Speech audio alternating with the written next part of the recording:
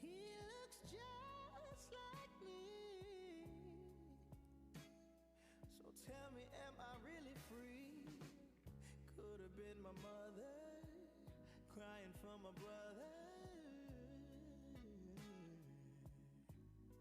We are the younger generation. We are the ones who are going to be affected, and therefore we demand justice. What do we want? Climate justice! When do we want it? Now! Everyone should mobilize for the 20th and the 20th of September, because this is a global issue which actually affects everyone. We are all in the same boat, so everyone should be concerned about this. Me movilizo porque somos un movimiento mundial. I'm striking because if we don't fight for our future now, soon we won't have a future left to fight for. 私は次の世代への平等を求めてマーチに参加します。Je soutiens aussi la grève des enfants pour que les décideurs du climat puissent appuyer pour que l'avenir soit radieux pour nous tous. Eu vou participar da greve pelo clima no dia 20 de setembro de 2019 porque eu acredito que é responsabilidade nossa cuidar da nossa casa. And we stand with the youth who are taking a stance today and raising up their voice to be able to have a real impact. 从去年开始，我们看到全球的年轻人开始展开行动。那我们了解到，气候变迁它会影响到的不是这一个世代，还有下个世代。Jeg synes, det er vigtigt at være med i de globale klimastræk i september. Fordi det her det kan være den sidste chance, vi har for at råbe politikerne op til at handle på klimakrisen. Я вийду на Global Climate Strike, тому що відчуваю свою власну відповідальність за те, що відбувається зараз на планеті. I'm joining the strikes because I believe it's time to resist and to take charge of the future that belongs to us, not to the fossil fuel companies. 我们应该立即展开行动，不管是政府、企业、个人。We stand with Greta and all those fighting for our future. We need you to be a part of it because we need every age involved.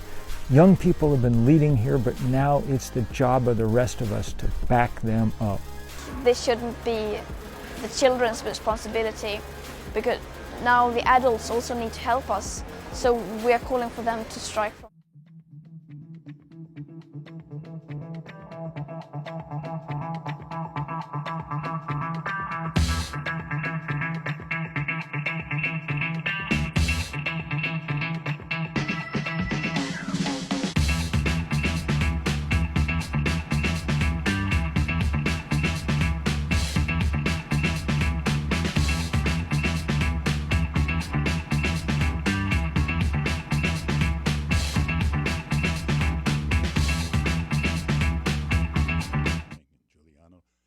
On assignment this morning, and we've got a special program for you. We're calling this Women Who Move the World, and we've got an extraordinary collection of women who are on the line right now to talk about their experiences as women in the movement, and after that we'll have something special for you.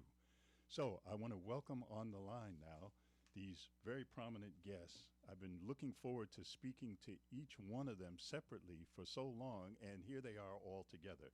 So first, I have on the line Yasmin Majid, who's a veteran of the Black Panther Party and also now a member of the Black Panther Commemoration Committee, who are the hosts and sponsors of the upcoming Black Panther Film Festival. Welcome to WBAI. Thank you.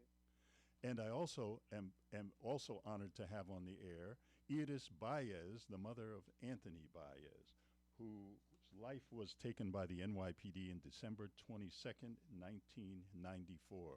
Iris, welcome to WBAI. It's so glad to have you here. Thank you. And then last but not least, I'm also extremely honored to have with us Gwen Carr, the mother of Eric Garner, who I've been also looking forward to speaking to for the longest time. And so on July 17th, 2014, his life was also taken by the NYPD using the same chokehold that was used on Anthony Baez. Welcome to WBAI. Thank you. Thank you so much. I'm so glad to have you all together at the same time, and I will ask that any of you may feel free at any point in time to ask a question of one of the others, trying to build a dialogue here. And I'd like to start with Yasmin. So, Yasmin, you, as a veteran member of the Black Panther Party, could you just tell us how you joined the party and why? Yes, I joined the party in 1969. I was 18 years old and a college student. But what inspired me was really the killing of Clifford Glover, a young brother out in Jamaica, Queens. And also the fact that we were really, at that time in history, students were in the street, students were involved in a lot of different things. And I was a student, and so I got involved. It was just the sign of that time. And so just give a little bit of details about what happened with the Clifford Glover case and what similarities there might be to what was experienced in the Anthony Baez and Eric Garner cases. Well, Clifford Glover was, I think, about 12, and he was walking down the street on at Guy Brewer Boulevard. He was with his dad, and he was also killed by police. Right now, it's coming back to me, but it's been over 50 years, so I can't remember the whole details, but it caused us to be involved and go out into the streets and demonstrate. And so this is things that we did. And it's the same kind of thing that happened to Anthony Baez and also now and Eric Garner and a number of young black men that they fear, the police fear, and they're just young people that's going and doing their daily lives. You know, it's not about, but they have, because they're black, they're feared. And as a rank and file member, what were some of the duties that you had? Because as you know, it's always portrayed with the marches and in the uniforms and some of the more dramatic stuff, but the real work of the party was daily. What did you do? Yes, I was actually involved in the finance of the Black Panther Party in Queens. And in that, I did the work of like a bookkeeper. And it actually inspired me to continue my education and become an accountant. And from my experience at the Black Panther Party, you know, we sold newspapers, we set up and we go out and get food and stuff to have a breakfast program. And in Corona, Queens, we had 2 breakfast programs and two of the churches in the neighborhood.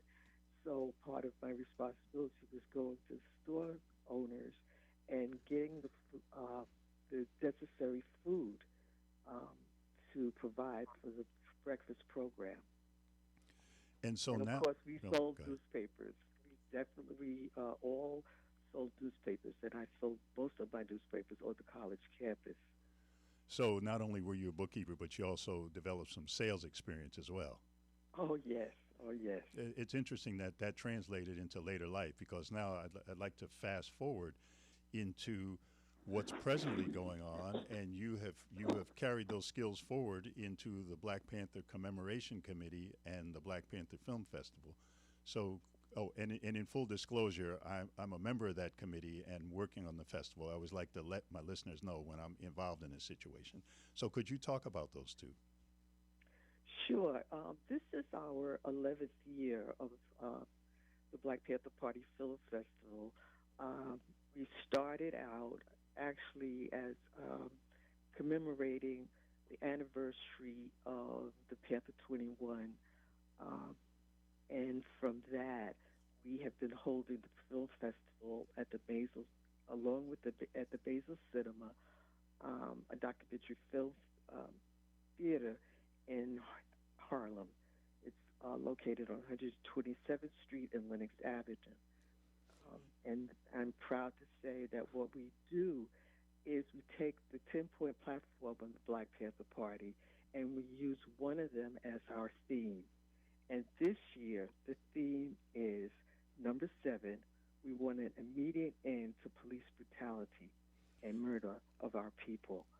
and this will be our 11th year, and that is the theme. And so that was the reason why I put this group together, because this year it is point number 7. And how did that work out? As you can see by the guests we have on the air, that stayed a problem from the 70s into the 90s and into the mid 2000s. So I'm going to stop here for a second and point out that not only are we describing the Black Panther Party Film Festival, the 11th one that's going to be held this coming weekend, but we also have something special for folks who are members of WBAI or who are thinking about becoming members, because we have tickets that are available for the coming festival. And that's going to be from October 3rd through October 6th, this Thursday through Sunday. And for anyone who calls in from this point forward, and I'm letting you know, get on the phones now, because we only have 8 pairs of tickets. So we would like you to call in now to 516-620-3602. That's 516-620-3602 to become a member or renew your membership, or go to give2wbai.org. Could you talk about the 4 days and what films will be shown that people will be eligible for? And I urge them to get on the phone now, because there are only 8 pairs. Sure. Thursday, this evening, we will be showing Life Essential, and it's the Ruby Dee and Ozzie Davis story. And the filmmaker is their grandson, Muta Ali Muhammad. So we're excited about that. He does an interview with his grandmother, and that's what the film is about. Okay. And we're gonna go through the rest of the days as we move through here, because I also want to let folks know that we have some other premiums that are available for your pledge now as a gift in return for you joining the station. WBAI for many of you, has been your home for news, for arts, public affairs. You want to get to know the lowdown on the latest. We've been talking about a lot about the impeachment on a bunch of shows, but you've been getting the story in a way that you don't get in other places. And so we're offering as additional gifts, in addition to the tickets, which you can call for, and those will be $40 for a pair, $40 for a pair. We also have what we're calling the Black Lives Matter Blue Justice Package. And that's going to consist of 4 books: I Can't Breathe, A Killing on Bay Street by Matt Taibbi, which tells the story of Eric Garner's case. Have Black Lives Ever Mattered by also veteran Black Panther Party member Mumia Abu-Jamal. Policing the Black Man by Angela J. Davis, the other professor, not the one from University of California, the abolitionist, but the other scholar and an activist. And Policing the Planet, Why Policing Crisis Led to Black Lives Matter by Jordan Camp and Christina Heatherton. Somebody in the back office goofed up because they put this package of 4 critical books for anybody's police brutality library for a pledge of $150. And then normally 1 book or 2 books may go for that price, but in this case 4 books are going for that price.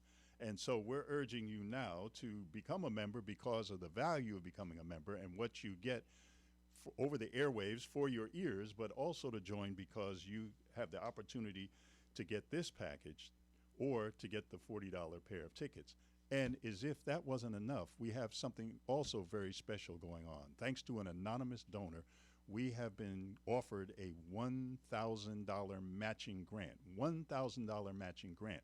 So anyone who calls in and pledges this morning is actually doubling the value of your contribution because of the fact that it will be matched. And that's for this morning only. So please call 516-620-3602, 516-620-3602, become a member of the station, go to give2wbai.org, and also make your pledge, join the station, become part of the team that has responsibility and also takes on their share of helping the station continue.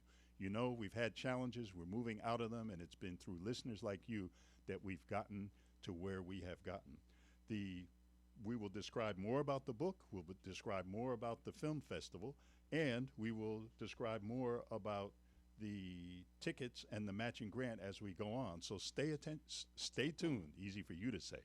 Stay tuned. So, by the way, you're listening to WBAI 99.5 FM in New York, and the program is Waking Up with Juliana Forlano and King Downing. Juliana Forlano is on assignment, but the rest of the team is here.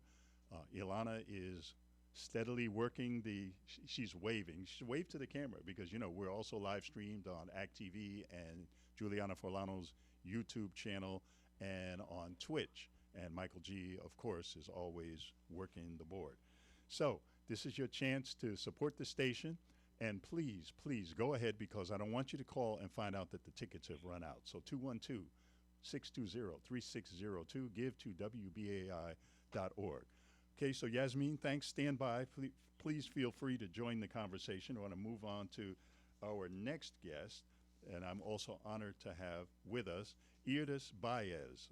Many people anglicize her name and say Iris Baez.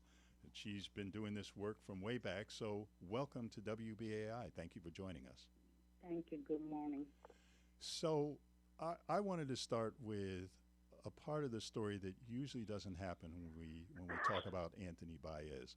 Instead of going into the details of what happened and what the response was, could you just tell us one thing that a mother would know that we wouldn't know about Anthony? Anthony, that he was a giving boy, that he gave everything he had to other kids that didn't have, and he was be going around the neighborhood.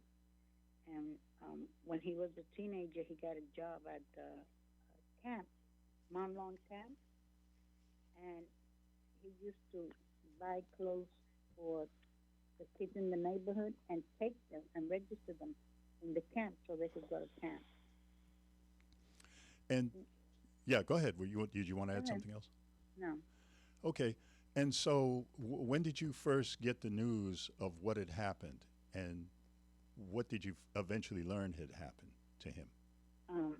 The way I heard it, he had an accident. So we hopped on a plane, and we got to New York. And when I got to New York, my house was full of pastors and my kids. And then it's there that they told me, sat me down, and they said that he had passed away. I said, passed away how? Did he get asthma? No. With a policeman. And that was a shock to me, because there was always police in front of my house. There was always police, playing with my kids in front of my house. So that was a shock to me, that a cop killed Tony. And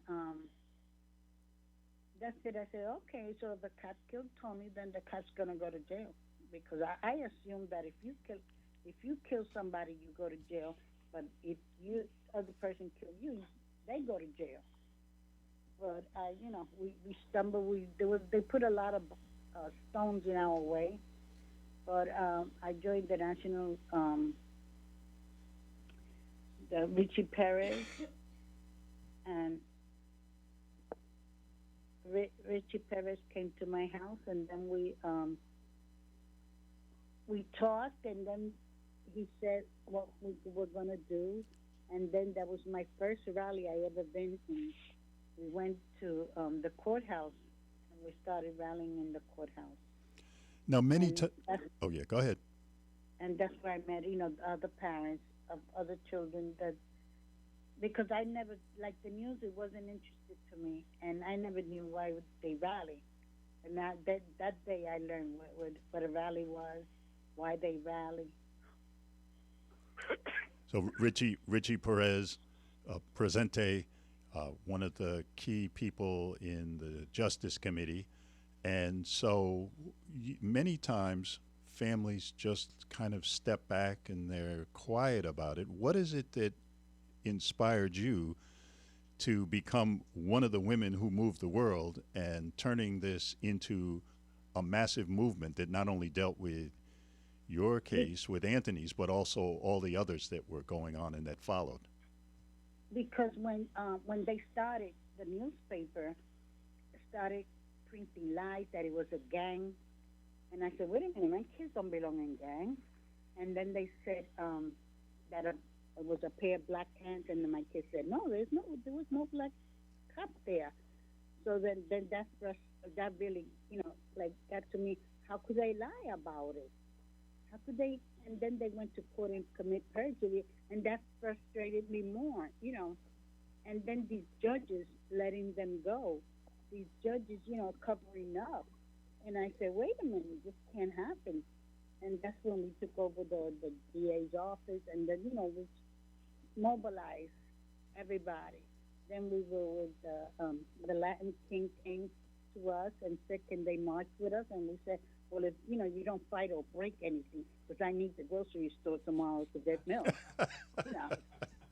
We could do a peaceful march, yes.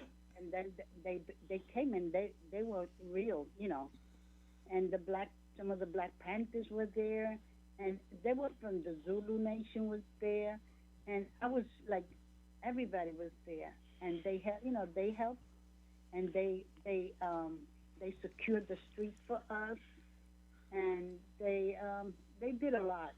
They did a lot. So I'm gonna put Yasmin on the spot in a moment and see if Yasmin, there's anything that you would like to ask Ms. Baez, and I'm going to give you a little time because I want to ask you. I've been dying to talk to you, Iris, since one of your nemeses has come onto the national stage again, to the anger and embarrassment of many people, and that is Rudolph Giuliani. Could you talk about him then and him now? Have you seen any difference in him? Well, he was Hitler on the 10th, and then September 11th he became God for some people. I was shocked because we had rally around him, and then he got the nerve that he wanted to sign the name of my street, and it was an embarrassing, really, to get the street name after my son, and he signed it. So it was like an embarrassment because, I definitely didn't want him to do it, but if I didn't get it from him, who was I going to get it? Now, didn't you have an occasion where he was doing a regularly scheduled radio show and you called in by surprise? Did that happen? And if so, what went on? Well, no, that was Margarita. Margarita. Oh, okay. Yeah, he insulted her on the radio. Yes. So, Yasmin, is there anything you'd like to ask Iris? Could you, right now, I'm trying to think of a question. Okay. I didn't mean to put you on the spot, but this idea of these sisters all on the phone and me only asking the questions. I said, now that can't be right. So when October 22nd was crucial too, to bring out a lot of names. Then we did the book, the Stolen Lives book. So talk about the October 22nd coalition. Yes, that coalition was interested in putting names and faces of that were, like I could say my son was murdered, but if nobody knows my son or saw my son's picture, they won't feel it as much. So we decided to put faces to every, all the victims. So and then we started out a couple, and less than a year, there was over 500 names. And today, they're still collecting names, but now they can't put pictures because there's so many. Yes, over time, that banner has gotten larger and larger, and the pictures, and the pictures smaller and smaller.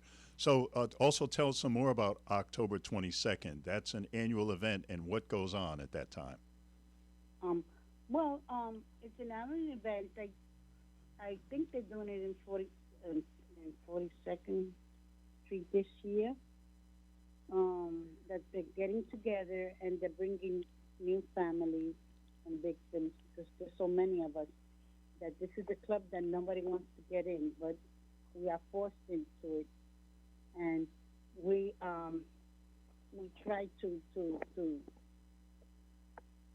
encourage the ones that are the new mothers, fathers, to go out and, protest, to tell the truth out there, tell what happened to your kids so more people can understand what's happening with this department that I'd say they changed from white to blue. That's it. And I try to, or we try to help other mothers, like talk to them. But I'm not into it right now because I'm with the Justice Committee, and I don't want to spread out so then I can help nobody. So I want to be focused with the Justice Committee right now. And we're having an event, right? Oh yes, and maybe I'll have you back on when that event comes up. That's something that the Justice Committee has planned later in the month, and they've definitely been penciled into the calendar here to talk about that. So we're gonna continue, but I just wanted to take another moment to give folks a chance to celebrate these women who've moved the world, and we still have one more that we want to hear from, and then hopefully everybody will join in a conversation together, because we still have Gwen Carr, mother of Eric Garner, on the phone. But I want to take a moment out now to ask all of you to support WBAI. We're in our fundraising drive, and we reach out to you several times a year to ask you to help us, a station that does not receive any corporate money like some other nonprofit radio stations further down the dial. We get all of our money from listeners like you, people who pledge to support the station. And in return for those pledges, those who call 516-620-3602, those who call 516-620-3602, or who go to give2wbai.org and make a donation, either as a WBAI buddy or a regular membership or renewal, we have something that we give you in appreciation. And today we have two packages that are lined up for you that we hope you'll take advantage of, and maybe even both of them. The first one are sets of tickets to the 11th annual Black Panther Party Film Festival that's being held at Maisel Cinema and Documentary Center in Harlem. And the Maisels brothers have set up a nonprofit film theater to show documentaries there, and they also have training. And I was up there dropping off some of the films and heard from some of the programs that they have for high school age and also young adults. And so there's a full schedule of films that are going to be shown at that time, and starting Thursday with the film about Ruby Dee, and then working through Friday, Saturday, and then Sunday. We have 2 pairs of tickets for each evening and or afternoon. The weekends are afternoon and evenings, and then the other 2, Thursday and Friday, are evenings. We have 2 pairs of tickets. They're going to go fast, so we're urging you to call right away if you want those, and those will be your gift for a pledge of $40 in a new or renewal membership. In addition to that, we have, and I'm still in shock over this package that got put together, the Black Lives Matter Blue Justice Pack, and that's 4 books that have been put together for a pledge of $150. The first one is I Can't Breathe, Killing on Bay Street by Mike Taibbi, and it's a book on the Eric Garner case. And he goes into a lot of detail covering everything from some information on who Eric was, and we're going to hear from his mother, Gwen Carr, in a minute to tell us some more personal stories, but he gets into the side of Eric that wasn't told. And then he focuses on the out-of-control Staten Island police officers who were present at the scene of the crime, especially Daniel Pantaleo, who was just recently fired, but he had had prior excessive force complaints and at least 2 civil suits filed. And I also took personal testimony when I went over to the screening of one of the films that's going to be shown on Saturday in Staten Island, when a mother came forward and said that when her sons, who are black, saw the video of Pantaleo, they said, that's the same cop that bothers us. And they were talking about how they'd be in a group of a group of white kids with just the 2 of them as the black kids, and they alleged that Pantaleo would separate the white kids, send them home, and then harass or hassle the black kids. So we've got 2 tickets to that festival. And we have the package here, I Can't Breathe. The other books are Have Black Lives Ever Mattered by Mumia Abu-Jamal, longtime political prisoner who also writes in the area of police brutality in the military-industrial complex. Policing the Black Man, Arrest, Prosecution, and Imprisonment by Professor Angela J. Davis, not Angela Y. Davis from UC Berkeley, the abolitionist, but the scholar whose book explores the U.S. criminal justice system's impact on African-American boys and girls, and then Policing the Planet, Why the Policing Crisis Led to Black Lives Matter. And that's a compilation of writings by activists, including Professor Justin Hansford, who was out in Ferguson, was active there, was on the ground with him. Also Ju Hyung Kang from Community United for Police Reform, someone who's very familiar to Ms. Carr, and many other people, scholars like Robin D.G. Kelly. So we've got this lineup of 4 books for a pledge of $150 in thanks for your joining the station. We're going to move to our break now, and then we're going to be back with Gwen Carr. So please stay tuned to WBAI 99.5 FM. The program is Waking Up with Juliana Forlano and King Downing, and Juliana Forlano is on assignment and or rest.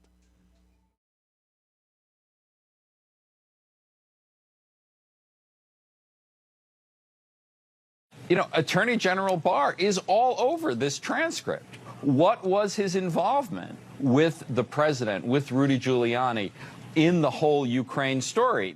At the moment, they're saying the Attorney General had no role. Well, then why was he mentioned so often by the president? Attorney General Barr, has the president or anyone at the White House ever asked or suggested that you open an investigation of anyone?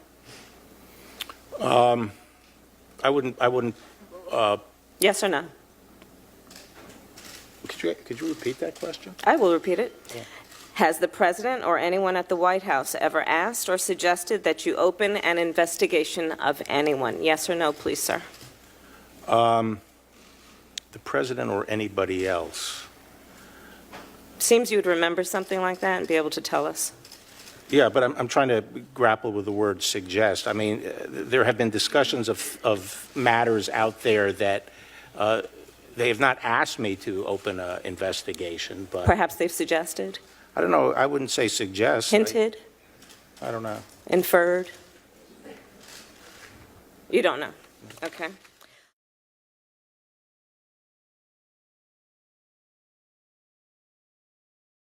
The reality is, the memories that we love the most, the connections that make us who we are, that comprise our families, that form our communities, are controlled by people who do not even see us as customers because we are not paying them. Governments, advertisers, other groups, those are their customers. We are the product. All of our terminals became phones, right? They became... Okay, so welcome back to Waking Up with Juliana Forlano and King Downing. King Downing flying solo today. Juliana Forlano is on assignment and or taking much-deserved rest.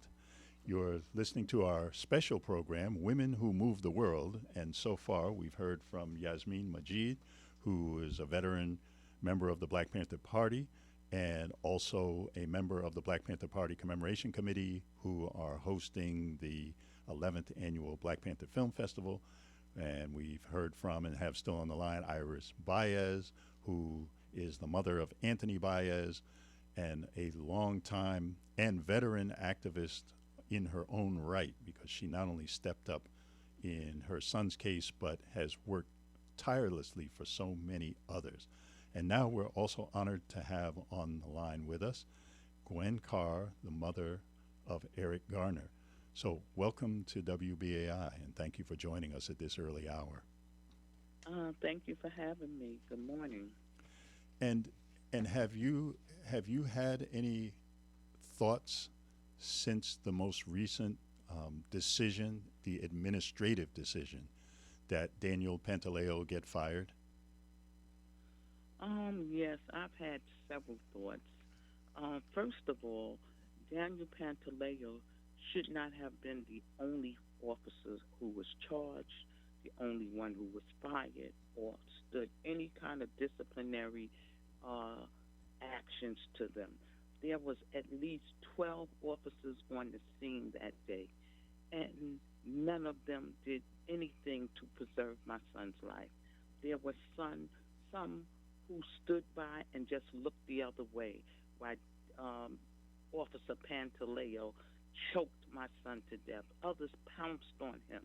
And then there were still others who didn't offer CPR. They didn't do anything to reserve my son's life. And later on, there were still others who lied on official reports that said there was no force used. They didn't know it was a video at the time. And after the video came out and they see that they blatantly perjured themselves, nothing was done about it. And so we are still after all of those officers, even though the commissioner said that he wasn't going to charge any of those other officers, but we are still going to pursue. Now, you mentioned the videotape. Have you had any contact or conversation with Ramsey Orta? I know he's locked up now, but did you ever have a chance to speak to him? Yes, I spoke to Ramsey several times. I spoke to Ramsey on the night after my son was murdered. He was brought to my home. I asked for him to be brought to my home. I seen him at Eric's funeral, and even to now, I'm in touch with him. I always try to keep up because they keep transferring him from place to place. And that's another thing I would ask for people to please support Ramsey. Ramsey, he's in fear of his life. He's in fear that the police officers are going to do something or maybe put something in his food. Me and other supporters, we send him money from time to time so he can buy what he needs to eat, so he can feel more safe. And we write to each other, and I think that Ramsey is the real hero in this case. Without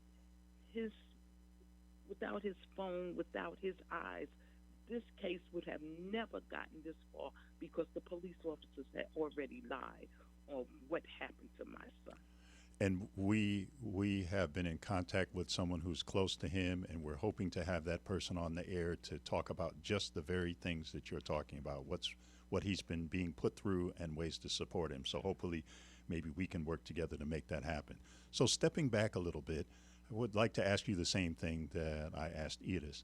Could you tell us something about Eric that only a mother would know? Yes, well, Eric, he was, of course, he was not because he was my son, but he was a loving person. Everyone that came to know him, he would always feel that that was his friend. He, even from the time he was in school, if there was someone who was picking on another child that was in his class, he would intervene. A lot of times he would bring children home and says, Mom, they wanted to beat him up. I brought him home. He's going to have dinner with us tonight. He didn't call me to tell me this, but he just brings the children home and said that they're going to have dinner with us. And, you know, he was protective of his sister and his brothers. You know, he didn't want anything to happen to them. He always portrayed himself as the big brother. And my daughter, I know he used to get on her nerves because he would always oversee who she was talking to on the phone. And if it was a boy, he would hang up on him. And my daughter would yell and say, Mom, I'm talking to my classmate about the homework, and Eric is hanging up the phone on him. And he would say, Mom, she had no business talking to a boy. She's still seeing the pediatric doctor. So he was so protective of, you know, he was a lover of Christmas, and he would just go all out. He would play Santa Claus at Christmas time. But, you know, I know that was part of my doing because I always, you know, tried to do all that I could for my children at Christmas time and make it a very joyous time. and he kept up the tradition even as a grown man. Thanks for sharing that. That's the kind of stuff that just doesn't get told while everyone gets tarred and feathered in this whole process. So I would like you to keep those thoughts. I'm going to come back and ask you at some point about your movement into activism and taking a stand as opposed to stepping back, in the same way Edith told her story. And after that, we're going to have sort of a free-for-all where anyone who wants to ask anyone else a question can, because this is a special Women Who Move the World, and the world didn't move by me asking women questions. The world moved by women asking each other questions and then taking action. So we're going to take a little pause here, and I would like to ask folks if you enjoy what you've been hearing so far, or if you've enjoyed what you've ever heard on WBAI, ever, especially in the times of crisis when you wanted to know what's going on. I would like to ask you to support the station right now by calling in. And in return for your call, and I'm going to give I'll give the number now, 516-620-3602. Call 516-620-3602 or go online to give2WBAI.org. In return for your becoming a new member or renewing your membership, we have the following gifts for you. Hopefully we still have these. The first set is a pair of tickets to the 11th Annual Black Panther Film Festival, and you heard from Yasmin Majid, who is part of the commemoration committee that's hosting the film. And in full disclosure, I'm part of that committee. I want to make sure people know when I have people on the air if I have a connection to them. And so they have four films that are scheduled to be aired over this weekend. So on Thursday, it's the documentary on Ruby Dee, Life's Essentials. On Friday, it'll be The Murder of Fred Hampton. There'll be a live performance by Horace Glasper performing the skit Fred. And then yours truly will be screening a short film that I did about Fred Hampton called But You Can't Kill the Revolution. On Saturday, we'll be showing Every Mother's Son, and that's the documentary on Iris Baez and the Amadou Diallo case and the Gideon Bush case. So Every Mother's Son is that documentary, and that'll be screened on Saturday night with a panel discussion by filmmaker Tammy Gold. And our two guests here, Iris Baez and Gwen Carr, will also be there. So you'll have a chance to hear them sharing more about their experiences as the two connections between the chokehold, between 1994 and 2014. The illegal chokehold is alive and well, unfortunately. Then on Sunday, the legacy spirit of the Black Panther and the life and death of Sandra Bland, another victim of suspected police abuse who died in custody at the age of 26, at the age of 28 on July 13th, 2015. So that full lineup is yours for a pledge of $40 for a pair of tickets. So we urge you to call in because they're going to go fast if they haven't gone already.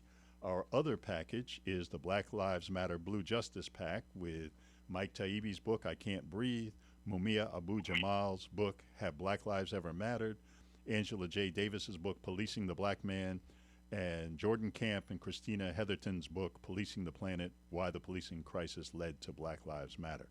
Those four books, and I'm still waiting to get a text to tell me that this price was wrong, that 4 books for $150 is half of what we usually have people pledge in order to get 2 books.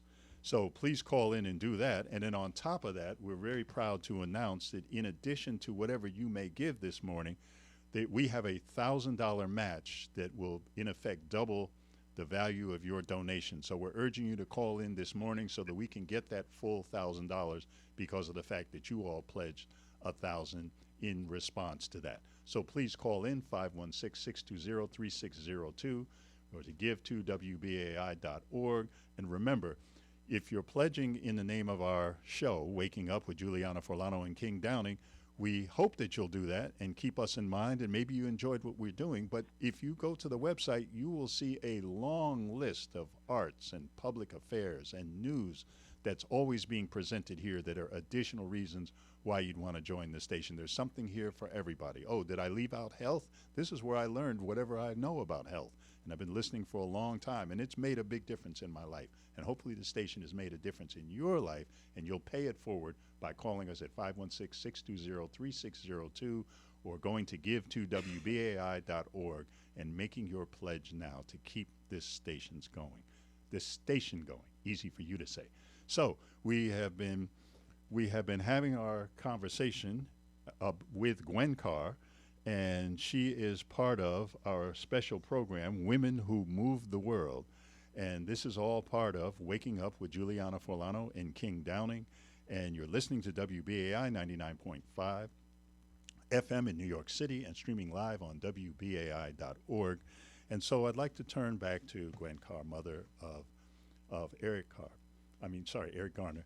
And could you tell me what it was that inspired you to step forward? And we heard from Edith about what inspired her to step forward. What inspired you to become active as opposed to so many of the families? And I understand why, because I've sat with them and I've seen how their lives have been torn apart.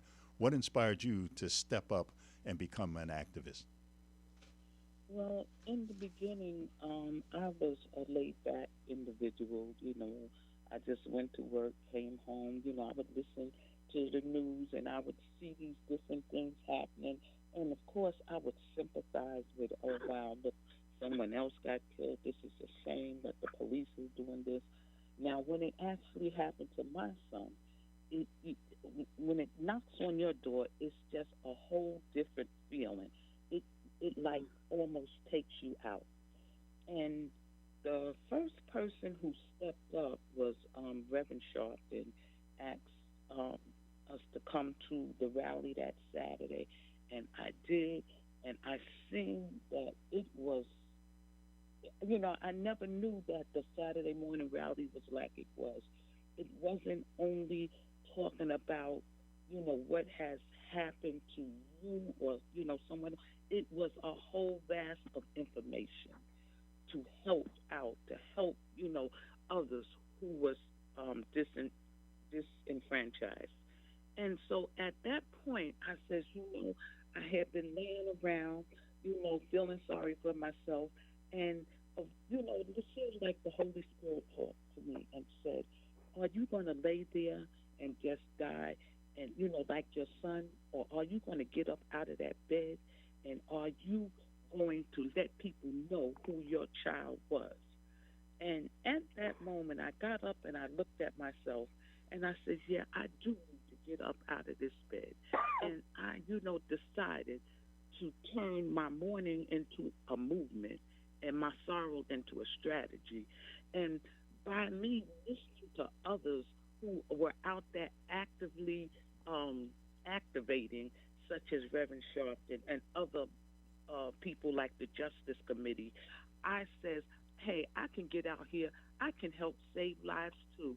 It's too late for my son, but I can help save others' lives if I can just talk to other mothers, because we know that all mothers are not at the same point. Some mothers are on medication. Some mothers, they just can't get out here and talk to other people about what has happened to their son.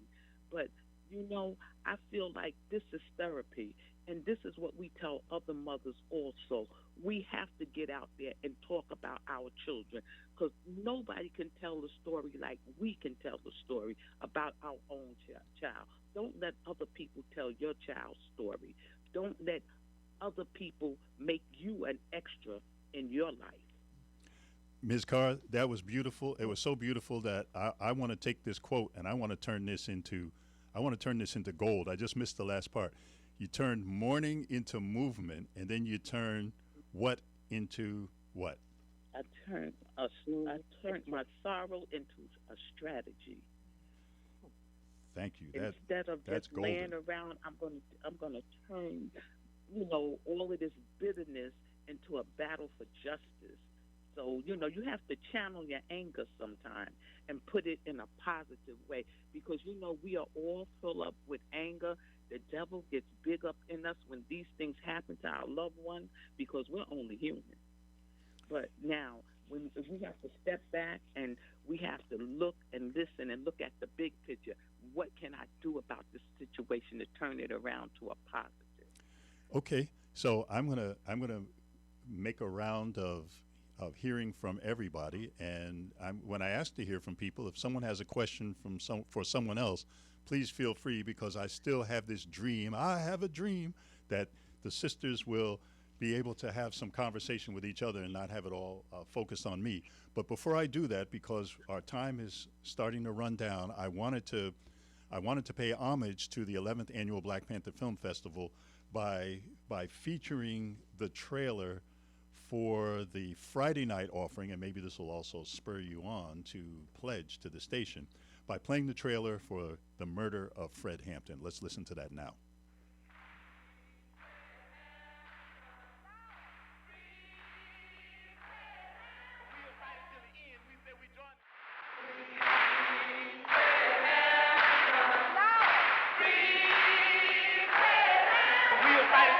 We said we join the line somewhere, motherfucker. If you try to pass us, we'll blow your brains out. Pig said, he's good and dead now.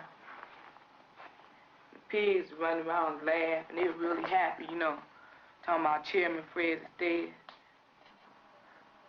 I never saw Chairman Fred again. The bullet, which was in fact recovered from Mr. Hampton's body, was a bullet fired out of a carbine by Officer Davis. He's pumping his shotgun. I turned in his direction. I fired 2 shots at him. The immediate, violent, criminal reaction of the occupants in shooting at announced police officers emphasizes the extreme viciousness of the Black Panther Party. We are dedicated that his life wasn't given in vain. Then there won't be no more mornings tomorrow. We all stay right here. We all stay right here. With the people. With the people. Because we love the people. The party and was a key member. And you can see that documentary this weekend at the Maysles Film Center as part of the 11th Annual Black Panther Film Festival. And if you go to their website, Maysles, MAYSLES.org, you can see the full schedule.